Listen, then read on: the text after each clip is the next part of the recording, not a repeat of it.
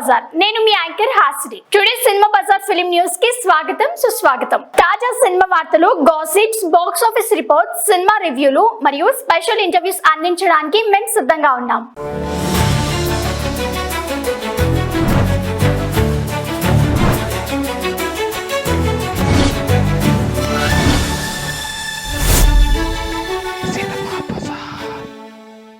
చావా తర్వాత తెలుగులో రాబోతున్న మరో హిస్టారికల్ చిత్రం.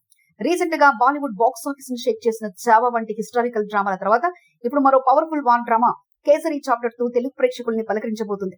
అక్షయ్ కుమార్, మాధవన్ ప్రధాన పాత్రలో నటించిన ఈ చిత్రం హిందీలో మంచి హిట్ గా నిలవడంతో ఇప్పుడు మే 23న తెలుగులో రిలీజ్ కు సిద్ధమవుతుంది.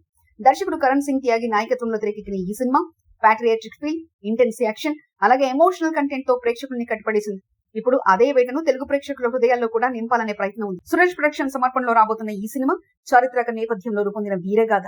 కేసరి ఫస్ట్ పార్ట్ ను అభిమానించిన వారికి ఇంకొక మైలురాయి కావచ్చు.